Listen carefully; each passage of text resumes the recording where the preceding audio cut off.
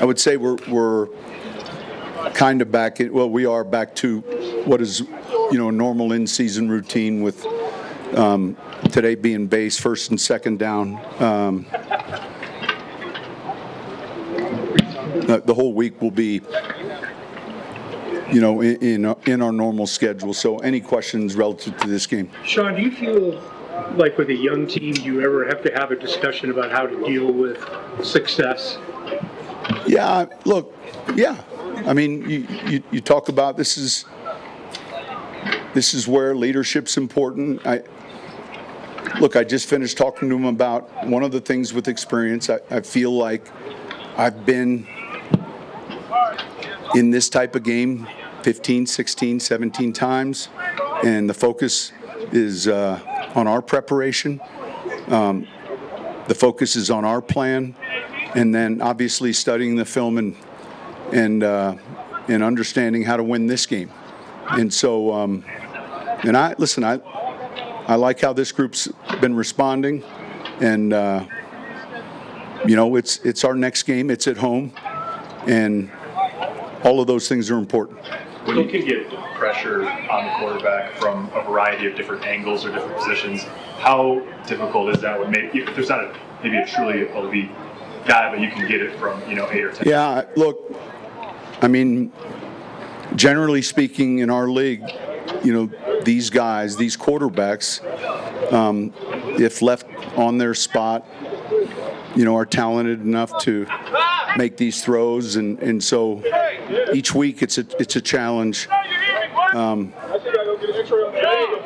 We either have to affect the passer and disrupt him, or we have to disrupt the route runners if we want to affect the timing of the passing game. In other words, we can disrupt the QB or we can disrupt the eligibles.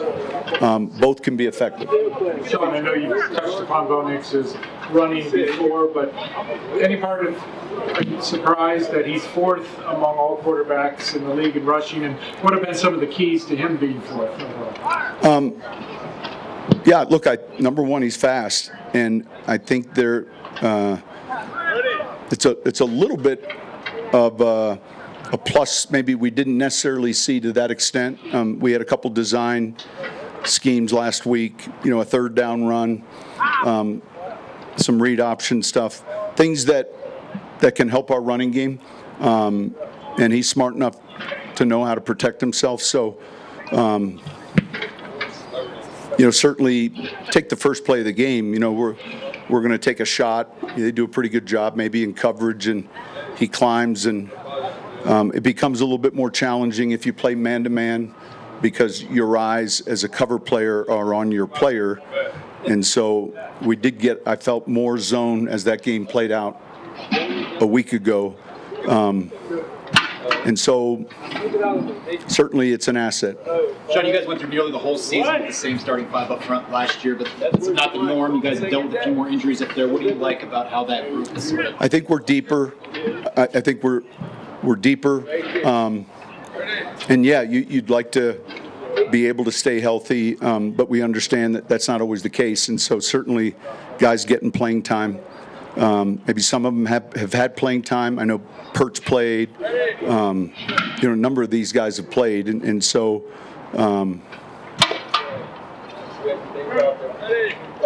you're constantly trying to develop that back portion of your roster in the event that guys have to step up when necessary. Coach, you've developed a mindset to win on the road and found a lot of success with that. How do you translate that to home games? Yeah, good question. Look, I think the schedule's been good. We may have played, a couple good teams at home.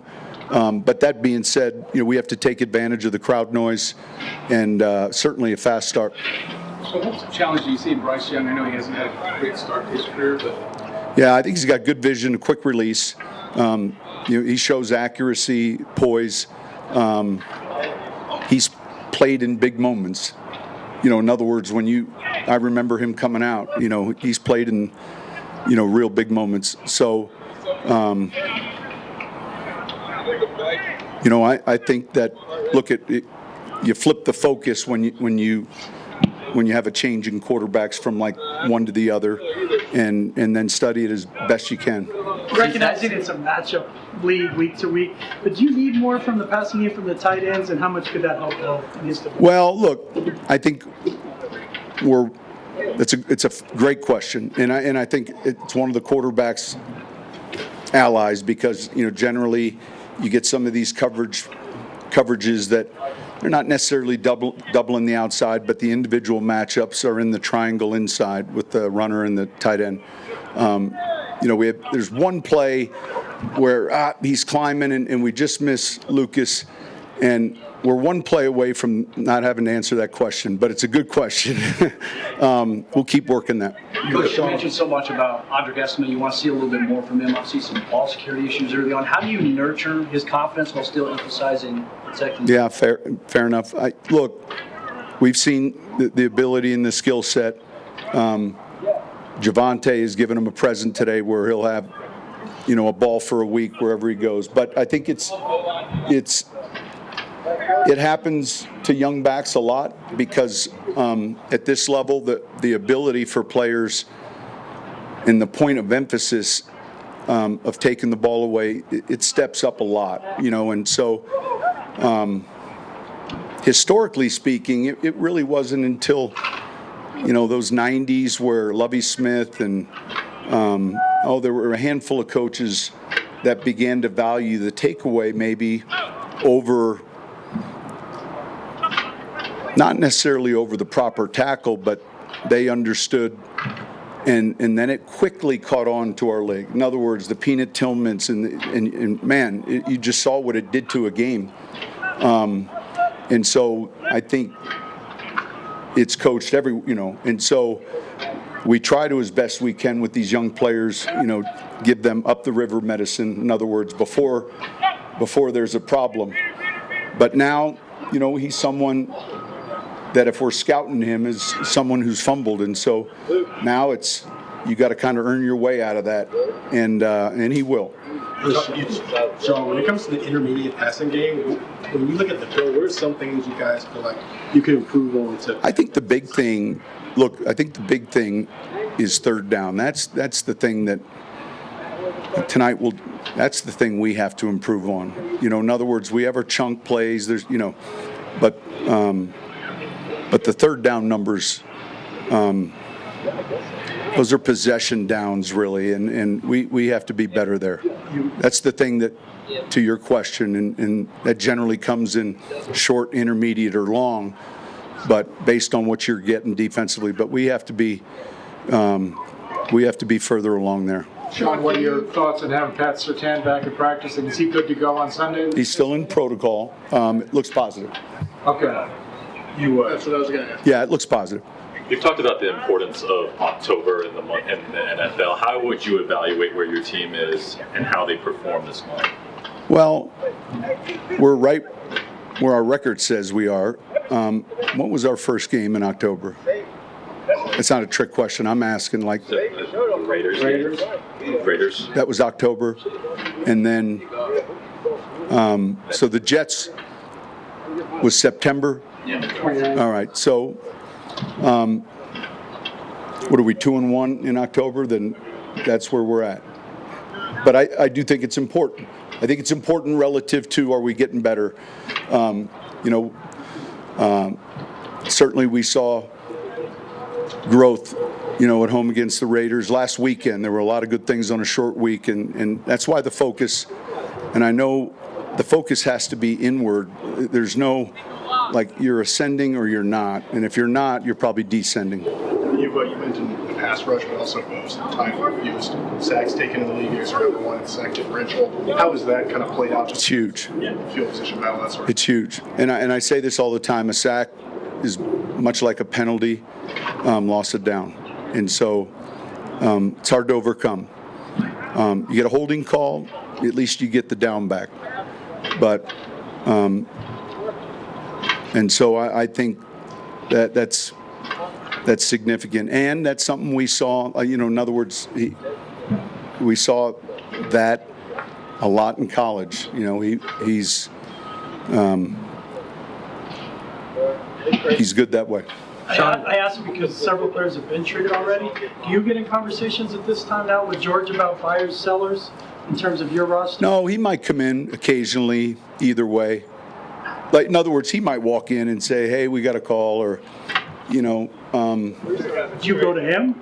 no, we talk daily. It's kind of like homecoming's 2.5 weeks away, and everyone's kind of putting out their feelers to see, but it is, and so, yeah, I think pretty much daily it would be normal for him to walk in, and we might, hey, I got a call from, and those are like feelers, that, and so I'm really focused on this team, and yet all of that you have to pay attention to, and yeah. Sean, Zack Allen, you were with him he was here all last year, but it feels like he's at a different level. What has he done differently to? Man, I don't want to use the comparison. He plays a different position than Cameron Jordan, but they remind me of each other in their respective positions, in that they play with really good stamina, and it's hard to do.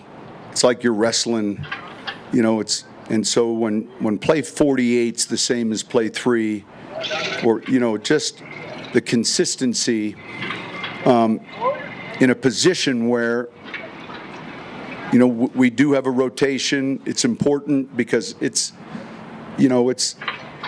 every play is like a 6-second wrestling match, and it's tiring. So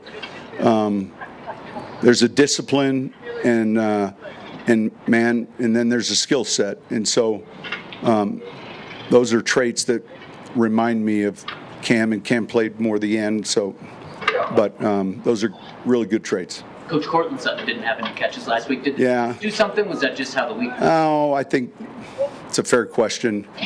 I told him, the best thing about Sut is after the game, he didn't flinch, and so we got to keep finding ways, because he's certainly a great weapon for us. It was kind of the way, man, there were a handful of calls that were intentions where he's primary, and whether it was coverage or whether it was rush, that can change, but we'll keep working on that. John, any long-term concerns about Malcolm Roach? No, he's got a bug. Oh, okay. Yeah, it's illness, and so we just he's got a fever, and that's what that is. Cody Barton was named AFC Defensive Player of the Week. So I saw it. what do you think? Man, proud of him, and certainly when you look at the game, he was one of the guys on defense that got a game ball. So it was a real good game for him.